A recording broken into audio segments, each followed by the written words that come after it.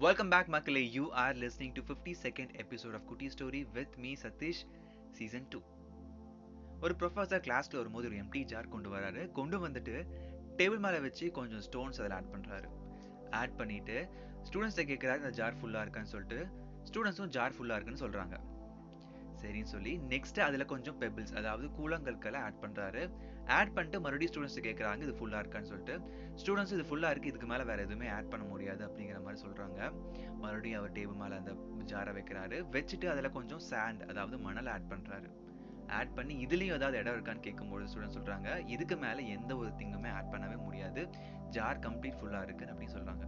இப்போ அந்த professor ஜாரை லைஃபாக consider பண்ண சொல்கிறாரு. ஃபர்ஸ்ட் ஆட் பண்ண ஸ்டோன்ஸை மோஸ்ட் இம்பார்ட்டன்ட் திங்ஸாகவும், செகண்ட் ஆட் பண்ண பெபிள்ஸை லெஸ் இம்பார்ட்டன்ட் திங்ஸாகவும், ஃபைனல் ஆட் பண்ண சாண்டை நாட் இம்பார்ட்டன்ட் திங்ஸாகவும் ஸ்பிளிட் பண்ணி பார்க்க சொல்கிறாரு. ஃபர்ஸ்ட் ஆட் பண்ணக்கூடிய stones could be like our health, family, because அதுதான் ரொம்ப ரொம்ப இம்பார்ட்டண்டான விஷயம். அண்ட் செகண்ட் ஆட் பண்ணக்கூடிய பெபிள்ஸ் ரெப்ரசன்ட் நம்ம லைஃப்பில் அப்பப்போ வந்துட்டு போகக்கூடிய சில விஷயங்கள், இந்த விஷயம் நிரந்தரமாக இருக்க தேவையில்லை அப்படின்னு நம்ம ஃபீல் பண்ணக்கூடிய விஷயங்கள், லைக் சில friendships, hobbies, job, something like that. And final add பண்ணக்கூடிய சாண்ட் நம்ம லைஃப்பில் என்டர்டைன்மெண்ட், அதாவது sometimes will be using social media much time. எந்த ஒரு விஷயமே ஒரு லெவலுக்கு மேலே போச்சுன்னா இட்ஸ் நாட் இம்பார்ட்டன்ட் இல்லையா. Entertainment could be there, but if it reach exceed the limit that is not important.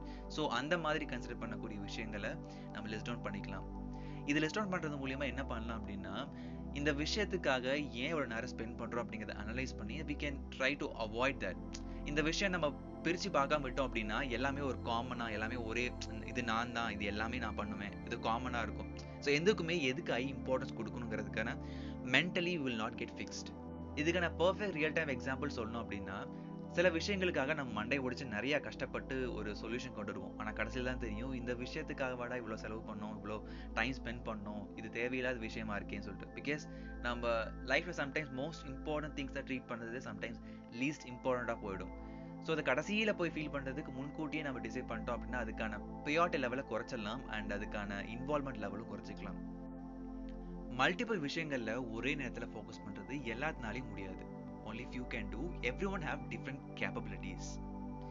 என்னால ஒரு விஷயத்துல கூட கிளியரா ஃபோக்கஸ் பண்ண முடியல அப்படின்னு சொல்றவங்களுக்கு there is an option called Zen.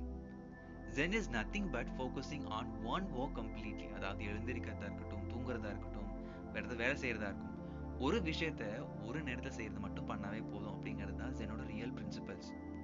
ஜெனை பற்றி இன்னும் டீட்டெயிலாக புத்திசம்க்கு இதுக்கும் என்ன டிஃப்ரென்ஸ் இருக்குன்னு நிறைய டீட்டெயிலாக சொல்லியிருக்கேன் இன் எபிசோட் 35. செக் பண்ணி பாருங்க. And also I highly recommend you to check Zen in Google. அதில் என்னென்ன மாதிரி பிரின்சிபல்ஸ் இருக்குது, எந்தெந்த மாதிரி ஆக்டிவிட்டீஸ்லாம் இருக்குன்னு நிறைய ஃபிலாசபர்ஸ் இருக்காங்க அதில். ஸோ செக் பண்ணி பாருங்க. It might be very helpful to you. இன்னைக்கான ஸ்டோரி அண்ட் மாரல் கண்டிப்பாக பிடிச்சிருக்கும் நம்புறேன். பிடிச்சிருந்தா உங்கள் ஃப்ரெண்ட்ஸ்க்கும் ஷேர் பண்ணுங்க. நியூ லிஸ்னர்ஸ் என்னுடைய பழைய எபிசோட்ஸும் செக் பண்ணி பார்த்துட்டு பிடிச்சிருந்தா சப்ஸ்கிரைப் ஆர் ஃபாலோ பண்ணிக்கோங்க. மீண்டும் நெக்ஸ்ட் வெனஸ்டே ஒரு புது ஸ்டோரியோட மீட் பண்ணுறேன். Until then, bye from Satish Venkatachalam.